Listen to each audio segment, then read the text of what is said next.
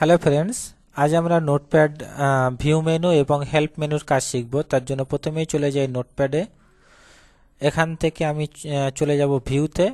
ভিউতে দেখতে পাচ্ছি একটাই অপশান আছে, স্ট্যাটাস বার, যেটা ডিজেবল অবস্থায় আছে। মনে রাখতে হবে এটাকে অ্যানাবেল করার জন্য ফরম্যাট অপশানে গিয়ে এই ওয়ার্ড ওয়ার্প এটাকে টিক চিহ্নটাকে তুলে দিতে হবে। তুলে দেওয়ার পরে এখন যদি আমরা যাই তাহলে দেখতে পাচ্ছি এটা অ্যানাবেল হয়ে গেছে এবং এটাতে ক্লিক করার সঙ্গে সঙ্গে এখানে আমরা দেখতে পাচ্ছি শুধু স্ক্রল বারটি আছে, কিন্তু স্ট্যাটাস বারে ক্লিক করার সঙ্গে সঙ্গে দেখতে পাচ্ছি আরও একটি বার এখানে শো করছে, যেটাকে বলা হয় স্ট্যাটাস বার। তো আমি এটাকে অফ করে দিচ্ছি। তাহলে ভিউতে আর তেমন কোনো কাজ নেই। এরপরে চলে আসি হেল্প। হেল্প অপশানে এখানে ভিউ হেল্প, কি হেল্প এখানে আছে সেটা এখানে আছে। তো এটাতে ক্লিক করার সঙ্গে সঙ্গে আমরা দেখতে পাচ্ছি এখানে কতকগুলো হেল্প অপশান দিয়েছে, যাদের মধ্যে প্রথমেই আছে কি হোয়াট ইজ নোটপ্যাড। নোটপ্যাড আসলে কি জিনিস আমরা প্রথম ক্লাসে শিখেছি যে নোটপ্যাড হলো একটা বেসিস এডিটিং একটা সফটওয়্যার, যেটার মাধ্যমে আমরা খুব সহজেই কোনো সিম্পল ডকুমেন্ট ক্রিয়েট করতে পারি বা যে কোনো ধরনের ওয়েব পেজ আমরা ক্রিয়েট করতে পারি। তো আমরা এটাতে যদি ক্লিক করি তাহলে নিচে তার উত্তরটা আমরা এখানে দেখতে পাচ্ছি। এরপরে চলে আসছে how do I open notepad, আমরা নোটপ্যাড কিভাবে ওপেন করতে পারি। তো সেক্ষেত্রে আমরা দেখেছি নোটপ্যাড ওপেন করার জন্য আমাদের স্টার্ট বাটনে গিয়ে অল প্রোগ্রামে যেতে হবে, অ্যাসেসরিজে যেতে হবে এবং এখান থেকে আমরা নোটপ্যাড, এখান থেকে আমরা নোটপ্যাড এই যে নোটপ্যাড ওপেন করতে পারি। এরপরে দেখি কি আছে। এরপরের প্রশ্ন হচ্ছে how do I change the font style and size, কিভাবে ফন্ট স্টাইল এবং সাইজ কিভাবে চেঞ্জ করতে হয়। তো সেটাও আমরা দেখেছি যে কিভাবে ফন্ট স্টাইল এবং সাইজ চেঞ্জ করতে হয়। মনে করে এটা হলো একটা নোটপ্যাড, একটা ফাইল। তো ফন্ট স্টাইল চেঞ্জ করার জন্য ফরম্যাটে যেতে হয়, এখান থেকে ফন্টে গেলে এবং এখান থেকে আমাদের প্রয়োজন মতো স্টাইলগুলো আমরা চেঞ্জ করে নিতে পারি। এরপরে আছে ফন্ট স্টাইল হয়ে গেল। এরপরে আছে যে how do I cut, copy, paste and delete, কিভাবে আর কি কাট করতে হয়, কপি করতে হয়, পেস্ট করতে হয়। সেটাও আমরা এখানে এডিট অপশনের মধ্যে আমরা শিখেছি যে কাট কিভাবে করতে হয়, কপি কিভাবে করতে হয়, পেস্ট ডিলিট কিভাবে করতে হয়, সেগুলো আমরা শিখেছি। তো সেটা এখানেও দেখানো হয়েছে, এই যে উত্তরগুলো এখানে কিভাবে করতে হয় তার উত্তরগুলো এখানে দেওয়া আছে। তো এরপরে আছে how do I print a Notepad document, কিভাবে নোটপ্যাড ডকুমেন্টকে প্রিন্ট করতে হয় সেটা এখানে দেওয়া আছে। Click the file menu and then click the print, তারপর সেখান থেকে click the general tab, select the printer. অর্থাৎ এখানে তার অ্যান্সারটা এখানে দেওয়া আছে। আমরা সহজভাবে যদি আমরা এটাকে দেখতে চাই তো এখানে ফাইল মেনুতে যাব, প্রিন্ট অপশানে যাব, গিয়ে এখান থেকে প্রিন্টার সিলেক্ট করে আর যদি কোনো কিছু চেঞ্জ করার প্রয়োজন হয় চেঞ্জ করে নেব, নিয়ে প্রিন্টারে যদি ক্লিক করি তাহলে আমাদের ডকুমেন্টটি প্রিন্ট হয়ে যাবে। তারপরে এখানে আমরা এটা হয়ে গেল।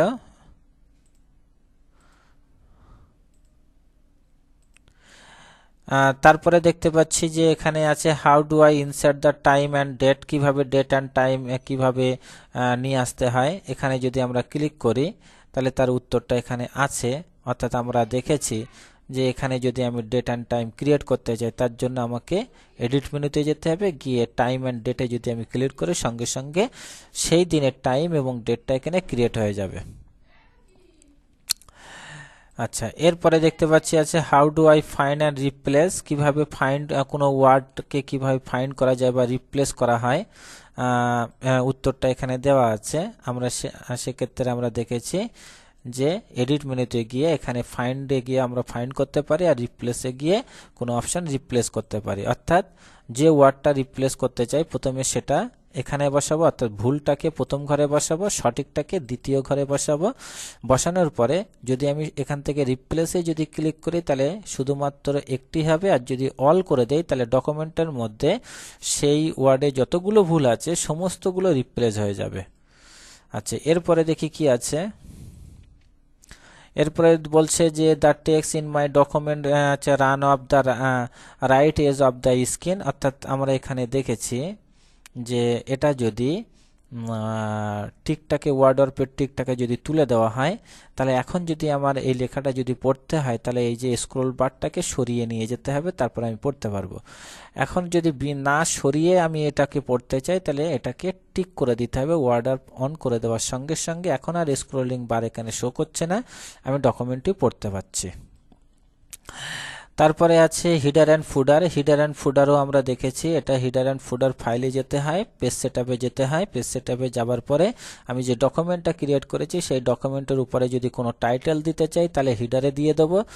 আর যদি কোনো নিচেই যদি কোনো কিছু যদি দিতে চাই প্রত্যেক পেজে, তাহলে সেটা ফুডারে দেবো। আর যদি চাই যে না, কোনো কিছু নিচেই কোনো কিছু দেবো না, শুধু পেজ নাম্বারটা যেন শো হয়, তাহলে এখানে অ্যান্ড ফি এই অপশানটাকে দেওয়ার পরে ওকে করে দেবো।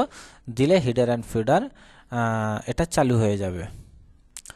এরপরে দেখতে পাচ্ছি how do I change the way my document looks when it printed. অর্থাৎ যখন কোনো ডকুমেন্ট প্রিন্ট করা হবে, তার যদি কোনো কিছু পরিবর্তন করা হয়, সেটা আমরা এই পেজ সেটআপে গিয়েও করতে পারি এবং প্রিন্টে গিয়েও বেশ কিছু পরিবর্তন আছে। এই যে প্রিফারেন্স আছে, প্রিফারেন্সে গিয়ে আমরা পেজটা পোর্ট্রেট হবে না ল্যান্ডস্কেপ হবে, তার ওয়াইড কত হবে, হাইট কত হবে, পেজ সাইজটা আমরা এখান থেকে দিতে পারি। এছাড়াও অ্যাবাউট অন্য কিছু এখান থেকে দিতে পারি।